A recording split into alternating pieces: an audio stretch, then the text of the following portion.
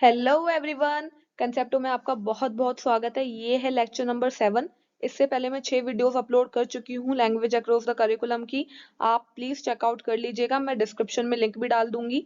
देखते हैं आज का टॉपिक क्या है। Today's topic is reading skill. इससे पहले स्पीकिंग स्किल हो गया, लिसनिंग स्किल हो गया, वो हम पढ़ चुके हैं। आज का टॉपिक रीडिंग स्किल का है। इसमें हम skimming, scanning, inferential, critical reading को पढ़ेंगे। देखते हैं वन बाय वन इनका मतलब। Introduction to reading skill. Introduction में क्या आ जाएगा आपका रीडिंग स्किल का मतलब। तो देखते हैं इसमें क्या है। It means the ability to read a text correctly, understand it meaning and use the information for learning. हम किसी भी चीज को अगर पढ़ते हैं तो उसको पढ़ने का मतलब ये नहीं होता कि हमने देखा, पढ़ा और उसको दिमाग से निकाल दिया। अगर हमने उस चीज को पढ़ा है तो हम उसको समझेंगे और उसको हमारे आगे इन फ्यूचर लर्निंग में उसको यूज भी करेंगे। In education reading skill is very important because the teacher have to read textbook, digital material and help student understand them properly। हमारे एजुकेशन में टीचर्स के लिए बहुत इंपॉर्टेंट रोल है रीडिंग स्किल का, क्योंकि टीचर्स को बहुत मदद मिलती है, क्योंकि उनको टेक्स्ट बुक रीड करनी पड़ती है, बच्चों को समझाना पड़ता है रीड करके। डिजिटल मटेरियल्स जैसे कि पीडीएफ हो गए, बहुत सारे कॉन्टेक्स्ट में आप यूट्यूब पे बहुत सारे कॉन्टेक्स्ट आते हैं, गूगल पे अगर आप कुछ भी सर्च करेंगे तो सब आपको रीड करना पड़ेगा। आजकल न्यूज़पेपर भी डिजिटली आने लग गए हैं, तो न्यूज़पेपर भी आप वहीं से रीड करते हैं। तो ये सारी चीज़ों के लिए रीडिंग स्किल बहुत इंपॉर्टेंट है। Reading skill include different type of reading. अब कुछ टाइप्स ऑफ रीडिंग है यहाँ पर, जैसे skimming, scanning, inferential reading and critical reading. इनको हम वन बाय वन पढ़ेंगे, दोनों के पर्सपेक्टिव से पढ़ेंगे, टेक्स्ट बुक के पर्सपेक्टिव से भी और डिजिटल के भी पर्सपेक्टिव से। तो फर्स्ट आता है स्किमिंग। स्किमिंग क्या होता है? It means reading a text quickly to get the general idea और मेन टॉपिक। मतलब हमें अगर मेन टॉपिक, जनरल आइडिया अगर चाहिए होता है तो हम बस ऊपर ऊपर से पढ़ना, इसको हम स्किमिंग बोलते हैं। जैसे हमने सिर्फ ऊपर का टॉपिक पढ़ लिया या फिर कुछ भी सब हेडिंग्स पढ़ ली। जैसे हम न्यूज़पेपर पढ़ते हैं तो न्यूज़पेपर हम एक एक लाइन, एक एक वर्ड, हर एक चीज नहीं पढ़ते हैं। वहां पर हमने हेडिंग देख ली, उसकी सब हेडिंग देख ली, पैराग्राफ देख लिया कि ऊपर और नीचे का पैराग्राफ कंक्लूजन क्या है और इंट्रोडक्शन क्या है, हाईलाइटेड वर्ड्स देख लिए। तो ये सब स्किमिंग में आता है। Skimming is useful when a teacher wants to know what a chapter और article is about before teaching it. जब टीचर कहीं पढ़ाने जाता है तो वो सामने अपने बुक रखता है। इसलिए नहीं रखता था क्योंकि वो सब कुछ देख कर पढ़ाता है, इसलिए रखता है ताकि वो टॉपिक देख सके वहां से कि टॉपिक मुझे क्या पढ़ाना है, सब टॉपिक क्या है, वो क्या पढ़ाना है। तो उसे भी स्किमिंग कहा जाएगा। It save time and help in planning the lesson. इसकी हेल्प से क्या होगा? टीचर का भी टाइम बचेगा और उसको लेसन प्लान करने में इजी रहेगा। Lesson plan in the sense, अगर मैं पढ़ाने जाऊंगी कहीं, जैसे मैंने अभी पढ़ाया, तो मैंने यहाँ पे लिख रखा है टॉपिक वाइज टॉपिक की स्किमिंग पढ़ाना है मुझे, मुझे स्कैनिंग पढ़ाना है, या फिर जो भी पढ़ाना है मैंने, तो यहाँ पे इसको क्या बोल दिया जाएगा? स्किमिंग बोल दिया जाएगा। For example text book. Before teaching a history chapter, a teacher skims the chapter to understand the main event and themes। Chapter को पढ़ाने से पहले टीचर एक बार बुक को देखता है कि मुझे पढ़ाना क्या क्या है, ताकि उसको दिमाग में रहे कि टॉपिक्स और सब टॉपिक्स क्या है जो उनको बच्चों को समझाना है। तो उसे भी स्किमिंग कहा जाएगा। और डिजिटल टेक्स्ट के पर्सपेक्टिव से देखें तो क्या होगा? while reading an online article or pdf, a teacher skims the heading and introduction to know whether the content is useful or not। हमारे व्हाट्सएप पे या कहीं पे भी अगर कोई पीडीएफ या कोई भी फाइल अटैच होकर आती है, तो हम क्या करते हैं? उसका वो पढ़ लेते हैं, ऊपर का टॉपिक पढ़ लेते हैं, और टॉपिक पढ़कर हम खोलते हैं या नहीं खोलते वो डिसाइड करते हैं। टॉपिक पढ़ के हमें पता चलता है कि वो इम्पोर्टेंट है, यूजफुल है या नहीं है, तो इसे भी स्किमिंग कहा जाता है। मतलब कुल मिलाकर ऊपर ऊपर से पढ़ना, पूरा अंदर डिटेल में गए नहीं है हम, जस्ट ऊपर ऊपर से पढ़ा है। स्कैनिंग। स्कैनिंग क्या होता है? It means reading a text quickly to find specific information. हमें अब जो स्किमिंग था उसमें हमने सिर्फ टॉपिक्स, हेडिंग, सब टॉपिक, ये सब पढ़ा था, हमने डिटेल में उसको नहीं पढ़ा।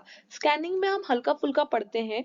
जैसे कि अगर आप एग्जाम देने जा रहे हो, एग्जाम देने जाने से पहले आप टेक्स्ट बुक को ऊपर ऊपर से देख लोगे कि मुझे क्या क्या याद रखना है। जैसे अगर मुझे कोई चीज चाहिए, मैंने कोई वर्ड, मेरे को टीचर्स ने बोला कि इसकी डेफिनेशन निकाल कर दिखाओ, जैसे कि मैंने बोला इवेपोरेशन क्या होता है, तो इवेपोरेशन की डेफिनेशन बताओ। तो हम क्या करते हैं? फटाफट से बुक खोलते हैं, बुक खोल के इवेपोरेशन इवेपोरेशन इवेपोरेशन पूरी पूरी बुक में ढूंढते हैं, और जहां पे इवेपोरेशन की डेफिनेशन मिल जाती है हमें, हम उसको केवल रीड करते हैं।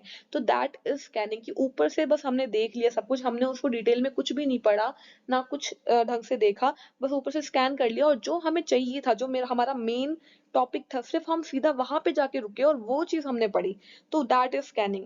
The reader looks for particular word, number, dates, name and facts. किसी एक पर्टिकुलर चीज के पीछे हम भागते हैं स्कैनिंग में, पूरा पूरा नहीं पढ़ते in detail. In scanning full understanding of the text is not needed. Scanning में पूरा जो भी लिखा हुआ है सबका अंडरस्टैंडिंग होना जरूरी नहीं है। Scanning is helpful in exam assignment and while preparing teaching material. जी कहाँ काम आता है स्कैनिंग? एग्जाम के टाइम पे, असाइनमेंट के टाइम पे, टीचिंग मटेरियल बनाने के टाइम पे, क्योंकि जब हम बनाते हैं, असाइनमेंट्स बनाते हैं, एग्जाम बनाते हैं, वहाँ पे हमें डिटेल में नहीं जाना होता, हमें बस ऊपर ऊपर के मेन पॉइंट्स हाईलाइट करके लिखने होते हैं। वहाँ पे हम स्कैनिंग करते हैं, हम जहाँ से भी डेटा कलेक्ट कर रहे होते हैं वहाँ पे स्कैनिंग करते हैं, देखते हैं वहाँ पर, और जो हम वहाँ पे हमारे लिए इंपॉर्टेंट होता है हम वहाँ से वो लेकर आते हैं और वो हमारी असाइनमेंट में डालते हैं या टीचिंग मटेरियल में डालते हैं। For example, textbook. A student scan a science book to find the definition of photosynthesis. जैसे स्टूडेंट को सिर्फ फोटोसिंथेसिस की डेफिनेशन चाहिए थी, तो उसने पूरे टेक्स्ट को, साइंस बुक को बस ऊपर ऊपर से देखा। पहले तो उसने स्किमिंग की। स्किमिंग कैसे करी? इंडेक्स से। इंडेक्स से उसने वो निकाला जो पर्टिकुलर चैप्टर है। फिर चैप्टर में गए, चैप्टर में उसने स्कैनिंग करना स्टार्ट किया और फोटोसिंथेसिस की डेफिनेशन को ढूंढना स्टार्ट किया। जैसे उसको फोटोसिंथेसिस मिली उसने उसको रीड किया एंड देन उसको उससे सीखा। For example digital text. अब डिजिटल टेक्स्ट में कैसे करेगा बच्चा scanning? A teacher scans an online syllabus और website to find exam dates और इम्पोर्टेंट इंस्ट्रक्शन। इंस्ट्रक्शंस को मतलब कि हम कोई भी, जैसे बहुत बड़ी बड़ी पीडीएफ होती हैं गूगल पे और बहुत बड़े बड़े सिलेबस होते हैं ऑनलाइन, तो उनको हम खोलते हैं लेकिन हम पूरा नहीं पढ़ते हैं। वहां पे जो हमारे मतलब की चीज होती है हम उसको स्क्रॉल करते हैं और जो हमारे मतलब का होता है केवल वो निकालते हैं, एग्जाम डेट्स निकालते हैं और वो हम ले लेते हैं। जैसे कि अगर बच्चों की डेट शीट आती है, डेट शीट के टाइम पे हम क्या करते हैं, डेट शीट आई तो वहां पे हमारी क्लास जो होती है केवल उसी क्लास पे फोकस करके उसी का टाइम टेबल देखते हैं, सबका नहीं देखते, तो वो भी क्या होता है? स्कैनिंग होता है। फिर आता है inferential reading. Inferential reading means reading between the lines. In this type of reading the reader understand the hidden meaning, ideas, feelings और intention that are not directly written in the text. मतलब अब यहाँ पे इनफेरेंशियल reading का मतलब है proper तरीके से पढ़ना। अगर आप किसी चीज को रीड कर रहे हो तो उसको आप समझोगे, उसका मतलब समझोगे, उसको ग्रहण करोगे, उसको दिमाग में डालोगे और उससे सीखोगे और उसका मतलब अच्छी तरीके से। अगर उसमें कुछ नहीं लिखा इमोशन, जैसे हम स्टोरी पढ़ते हैं इंग्लिश रीडर में, तो स्टोरी उसमें वहां पे लिखा नहीं होता डायरेक्टली, कोई बंदा बीमार है या फिर कोई बंदा कोई बच्चा वो है, किसी की तबीयत खराब हो रही है या फिर कोई सैड है, कोई हैप्पी है या उसका इमोशन क्या है, वो लिखा नहीं होता, सिर्फ उसकी एक्टिविटी लिखी हुई होती है कि वो खेल रहा है, बहुत एक्साइटेड है। हैप्पी है तो वो, अगर वो सैड है तो वो मतलब कि एक कॉर्नर में बैठकर रो रहा है। तो इस तरीके से एक्टिविटीज लिखी होती है और उसको हमें रीड करके समझना होता है कि उसके इमोशंस क्या हैं। तो इसी को हम इन्फेरेंशियल रीडिंग बोलते हैं, जिसमें हम हिडन मीनिंग्स को ढूंढते हैं, समझते हैं और स्टोरीज को एक दूसरे से कनेक्ट करते हैं। Inferential reading help student develop thinking skill and deeper understanding. Inferential reading क्या करता है? स्टूडेंट के अंदर थिंकिंग स्किल को डेवलप करता है और उसकी अंडरस्टैंडिंग को डीपर बनाता है और अच्छे से गहराई से समझने की कोशिश करवाता है।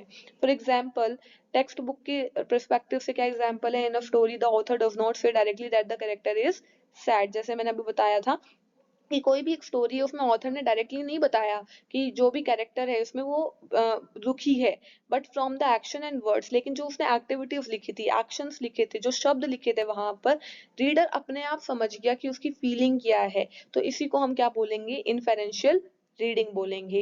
दूसरा है डिजिटल टेक्स्ट के पर्सपेक्टिव में क्या एग्जाम्पल हो सकता है?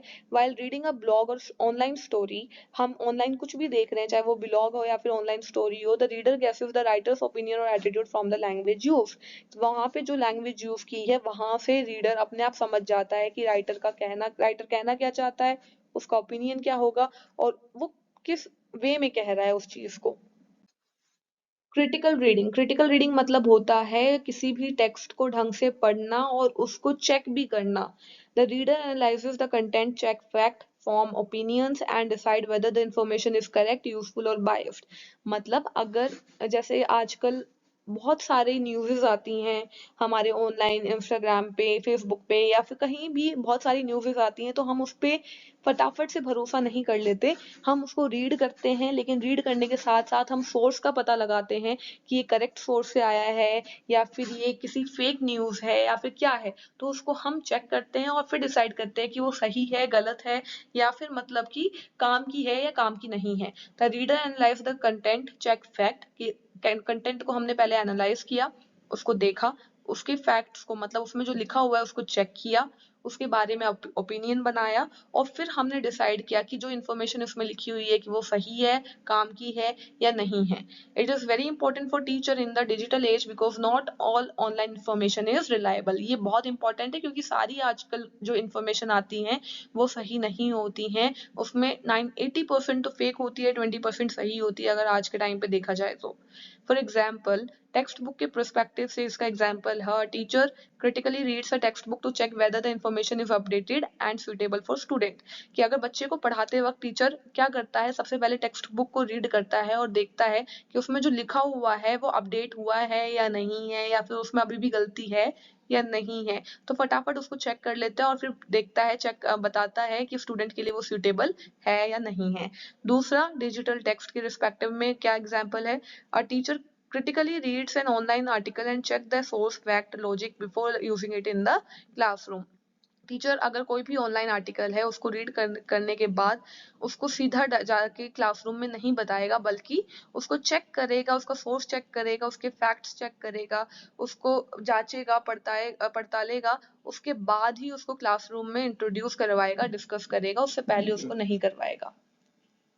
लास्ट स्लाइड है इसकी, importance of reading skill in the life of teacher. Teacher की लाइफ में क्या रीडिंग स्किल की इंपॉर्टेंस है वो देख लेते हैं। It helps to understand textbook and digital material clearly. अगर रीडिंग स्किल ना होगी तो जो टीचर है वो टेक्स्ट बुक को कैसे रीड करेगा, उसको कैसे समझेगा, और जितने भी डिजिटल मटेरियल्स हैं उनको कैसे समझेगा, उनको कैसे पढ़ेगा। तो बहुत इंपॉर्टेंट है रीडिंग स्किल।